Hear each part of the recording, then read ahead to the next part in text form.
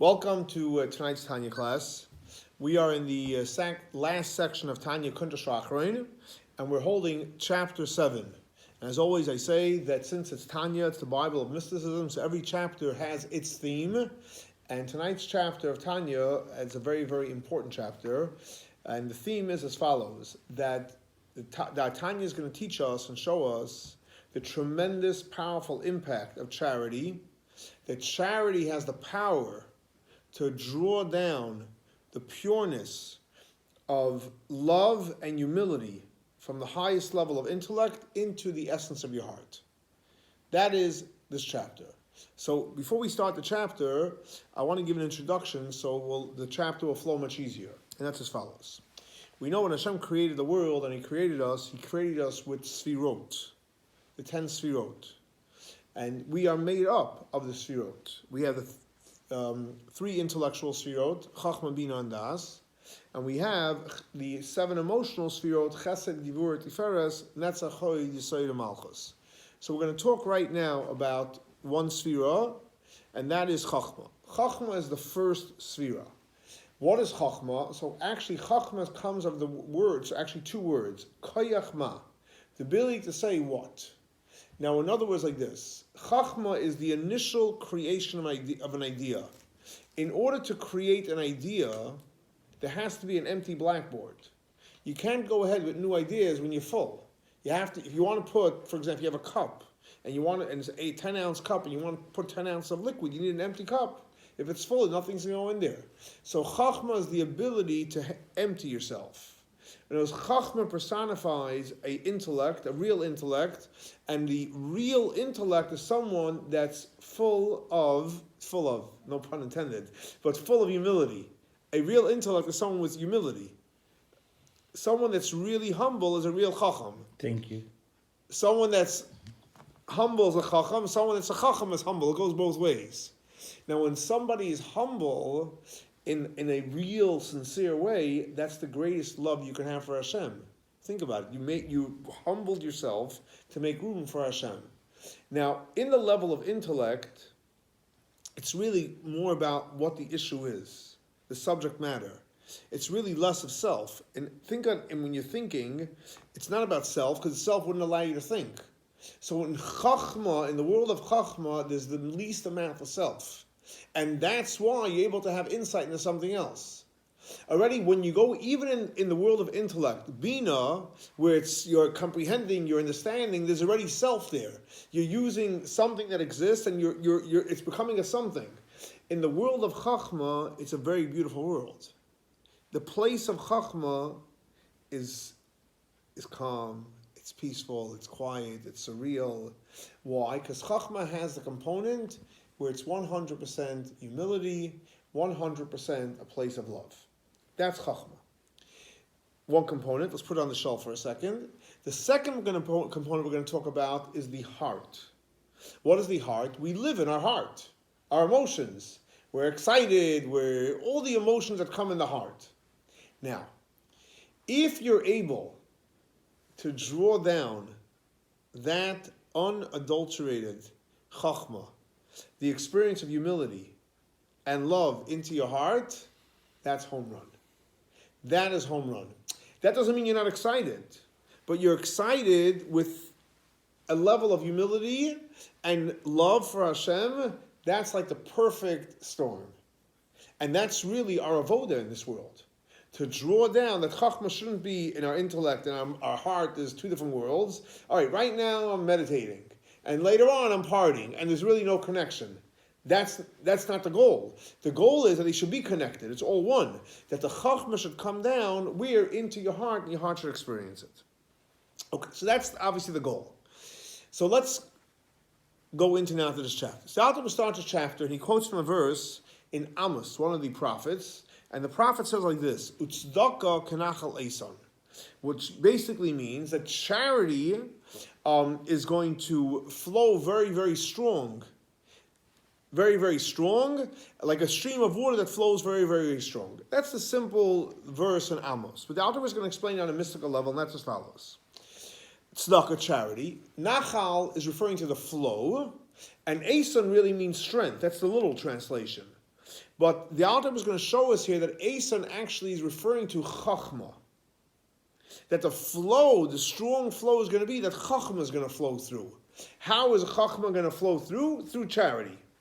What does that mean? So the first Alter Rebbe is going to establish that Eitan is a reference to Chochma.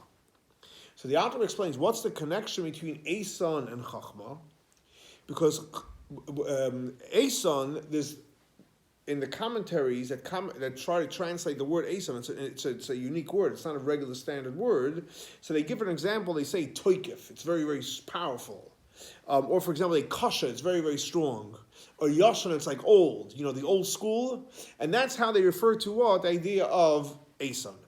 The Alter Rebbe says that the Chochma that we have in our neshama also has that. It's strong, an intellect. These are the facts. It takes a strong stand. It's old school, right? This is the way I thought it through. So you see that there's a connection between Chochma of the neshama and the idea of Eitan. That's point number one. Point number two, the Alter Rebbe says, for example, that we find that what's the idea of Chochma?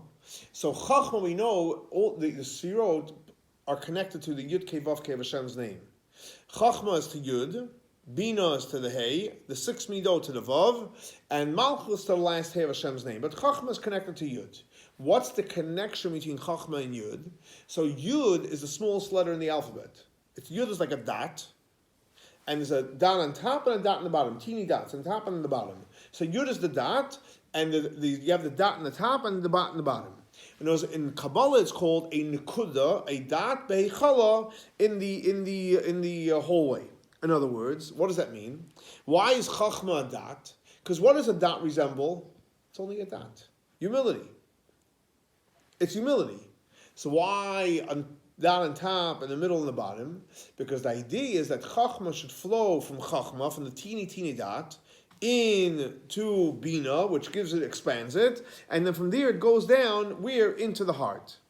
In other words, like I gave you in the introduction to the class, that the idea of Chochma is the full spectrum of Chochma is where it's a dot, it's humble, it goes into the expansive part of Bina, and from there it goes into the emotions.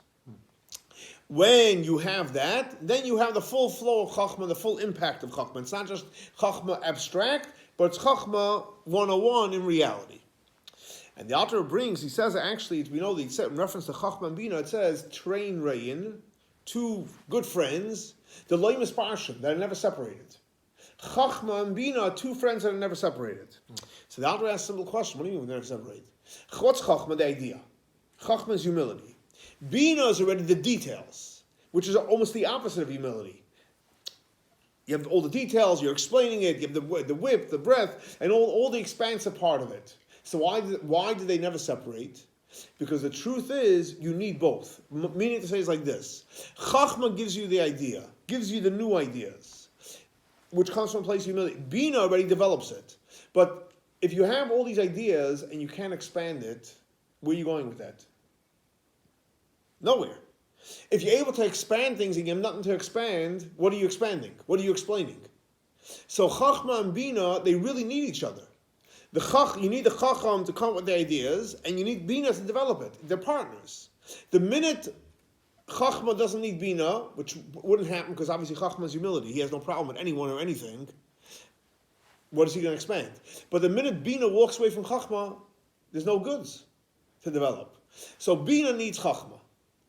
Chachma is key because that's the source, that's the real humility, that's the real power in the humility.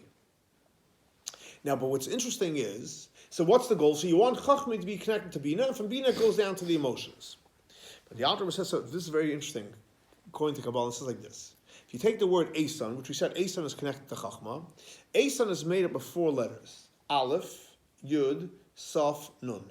Take any word, any complete word, and put an Aleph beforehand, a Yud beforehand, a Saf beforehand, a Nun beforehand. It will change the word from the present to the future. Aleph before. Right, I will be, anytime you put one of these 4 letters, Aleph, Yud, Saf, Nun, before the word, it makes it into future tense. What does that mean? What does that mean, the Alter Rebbe says, on a spiritual level? That means that this idea, that Chochma, the pure Chochma, which is humility and pure humility and love that has to go down from Chochma into the heart, that will really happen fully when Mashiach comes. Look, in this world, unfortunately, think about it. We know what's right. We love Hashem intellectually. Do we feel it in our heart? Not always. And that's really the struggle. You know, if we felt in our heart humility and love, life would be beyond amazing. We'd be like cloud nine always. The problem is we know it and we don't feel it. So the Alter Rebbe says, when is this really going to happen to its fullest? When Mashiach comes. In other words, so back to the idea, tzedakah kנחal Eisan means that this nachal Eisan, where the Chochma goes down into the heart, when is that going to happen? Eisan Aleph Yud Saf Nun, in the future when Mashiach comes. Now, why is that going to happen? Very, very simple. Because when Mashiach comes, the heart, which is self, think when you say feel, what do you usually say when you say feel? You say, I feel. So the feeling is all about self. When Mashiach comes, the I is going to go away. So you're going to get rid of the self. And the Alter explains, because unfortunately, what happens in this world, because of people are so immersed in materialistic pursuits and physical pleasures, that makes the heart very, very dull. And that takes away the sensitivity of the heart. And think about it practically. When you overeat, how do you feel? You feel tired. You feel sluggish. So in other words, when a person consumes and is very involved in materialism and in pleasures, the heart doesn't feel anything sensitive. The heart doesn't feel the mind, doesn't feel the humility, doesn't feel the love. So however, when Mashiach comes, what does it say? Hashem is going to cut off Orlas Levavchem. He's going to take off that part that became very, very coarse. When Hashem takes off that part, then the light will come into our heart. But when is that going to happen when Mashiach comes? So far, right? Great lesson. But guess what? Can we have it now? According to so far, this first half of the chapter, no, it's going to happen when Mashiach comes. Comes along, the Alter Rebbe says, relax. We could possibly experience that this level of humility and this level of love should be felt in our hearts even today. The ultimate is going to be when Mashiach comes. But the Alter Rebbe says we can even happen today.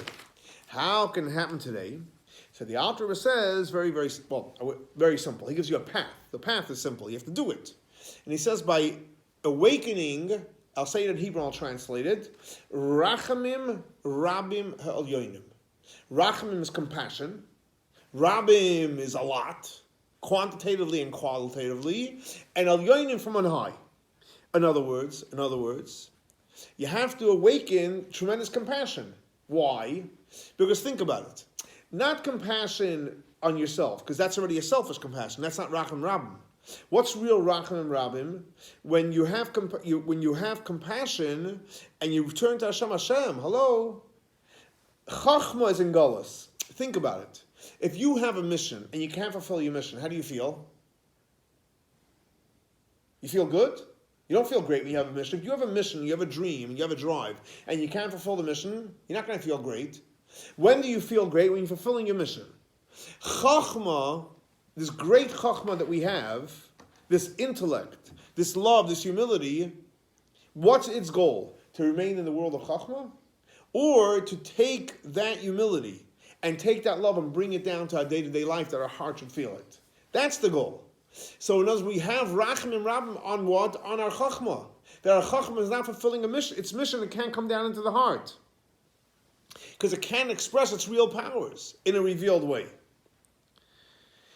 When we express Racham and Rabim, that allows the Chochma, the humility, the love to come down into the heart. And then we will be able to cleave to Hashem and unite with Hashem. Now, so you see, the Alter was telling us that the path is through Rachamim. And what kind of Rachamim? Specifically Rachamim Rabim. So the Alter quotes a famous verse from Isaiah, and in Isaiah it says like this: L'Yaakov, to Jacob, Asher Podas Avram, that he basically, Jacob, redeemed Abraham. We all know Abraham was the grandfather. Jacob was the grandson. Spiritually, Obviously, Abraham is the grandfather, Yaakov's the grandson. But what does it say in the prophet? That Jacob redeemed Abraham. So in a simple meaning, what does it mean Jacob redeemed Abraham? The answer is very simple, because we all know the famous story where Abraham was thrown where? Into the fiery furnace. So in theory, he should have burnt up. He should have burnt up. But Hashem made a miracle that he didn't get burnt. And he walked out alive. He walked out alive. So the prophet says, why did he walk out alive? Very simple. Not because Abraham walked out alive just for Abraham's sake, but since Abraham had to produce a child, Isaac, and Isaac had to produce a child, Jacob, and from Jacob came the 12 tribes, which eventually became the Jewish people. So Jacob that had to come out from him, he's the one that redeemed Abraham. Because if Abraham would have died in the fiery furnace, there would have been no Isaac, there wouldn't have been a Jacob, there wouldn't have been the Jewish people. So Jacob is the one that redeemed Abraham. So that's on a simple level. Comes along Kabbalah and Chassidus says, what does it mean that Jacob redeemed Abraham? Because we all know in the world of Kabbalah that Abraham is what? The attribute of chesed. Abraham is the attribute of love. Yitzchok is the attribute of what? Of Gvura. Obviously, we want to have a life full of chesed, and sometimes you need Gvura to fire up the chesed.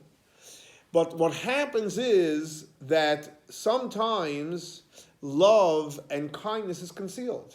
Abraham's love and kindness, we all have love and kindness as an inheritance from Abraham. But sometimes it's concealed.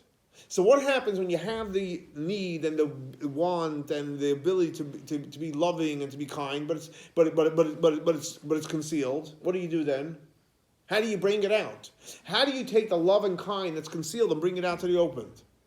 So the answer is through rachamim. When you beseech compassion, you're able to take love and kindness that's concealed and bring it out into the open. In other words, love and kindness should always be revealed. Sometimes it's not revealed. But through compassion, you're able to do it. Who represents compassion? Jacob. So that's the mystical interpretation, like Yaakov Shapadas Avraham, that Yaakov that resembles compassion, he redeemed Abraham. That means he caused Abraham's love and kindness to be revealed. So as Alter Rebbe supporting his position that Rachamim, when you have Rachmanis on the go back to the point, on the fact that the intellect is locked up in the world of intellect, it's not being revealed, we're into your heart. So you have Yaakov, which is compassion, was able to draw down the intellect and come into the heart. Once the intellect comes into the heart feels love, and the heart feels humility, and now you really start living. There's no trick to live in your head. You have to live in your heart. But your heart should live not as a wild person, but with tremendous love, with tremendous humility. Now, so how do we create this Rachamim Ralm? So Alter Rebbe explains like this. We all know there's a famous line from the Zohar, from Kabbalah, and it says like this. I'll say it in Hebrew, or in Aramaic, and I'll translate it. Isarusa de l'tata, isarusa de l'ela. Which, what does that mean practically? When there's awakening above, it creates awakening, breaking below, it creates awakening above. What does that mean practically? Very simple. When we go ahead and do something we don't want to do, we do something we're uncomfortable doing, you know what happens? We create that same energy above. So, for example, that's very, very simple. Let's say someone is in need of help. Not in the mood of helping for whatever reason. And because even though you're not in the mood, you say, you know what, even though I'm not in the mood of helping, I'm not in the mood of giving, I'm not in the mood of being kind, I'm not being nice, I'm going to be nice. You have every reason not to, and every feeling not to do it, but you say, I'm still going to be nice, I'm going to be loving, I'm going to be kind, I'm going to be charitable and hospitable, I'm going to go do the right thing. I'm going to do more than the right thing. What happens then is, you awaken that giving from Hashem. Because Hashem can say, why should I give this person? What is he doing? How's he behaving? But when he sees that you go ahead above and beyond, so that's called a Isarusa Tata, Isarusa Leila. When you behave in a way which is generous and kind, even though you don't want to be, you go out of your box, Hashem goes out of his box for you. What does that mean practically? That when we go ahead and are goimel chesed, when we go ahead and give when we don't want to give, you know what Hashem does? Hashem pushes through the intellect, that even though the intellect is concealed, and even though the love is not flowing and the humility is not flowing, Hashem pushes it through into our heart, and our heart feels it. even though we're not ready for it. We didn't meditate and we didn't do all, our spiritual things to make it happen. And even though it's not going to happen until Mashiach comes, but when you go above and beyond the call of duty, Hashem gives you that as a gift. So in other words, the way to create Rachman Rabim, you have Rachmanis, what? On the fact that the intellect's not revealed, you got to do something for it. What do you have to do? What kind of vessel could you do? The vessel you can do and make is by going ahead and being charitable and kind, even though you don't want to be charitable and kind. And the Alter Rebbe finishes off from a verse in Job. And the Job says like this, Ki oi ba'ader, v'choil asher le'ish yitein ba'ad nafshay. What does that mean? When it comes to saving, God forbid, a person, do we make calculations? I can't afford the doctor, I could afford the doctor, I can't afford the hospital, I could afford the hospital. You do what you have to. People sell everything. People borrow, they take an extra job. Why? Because when it comes to health, you don't make calculations. You want to be healthy, you want to live. So the Alter says, how much more so when it comes to your soul? Think about your soul. In other words, when it comes to materialism, physical health, you'll do anything for it. So when it comes to spiritual health, what's spiritual health? Spiritual health is that your intellect, the love and humility should come into your heart. How is that going to come in? You need Hisoyrus Rachamim Rabim.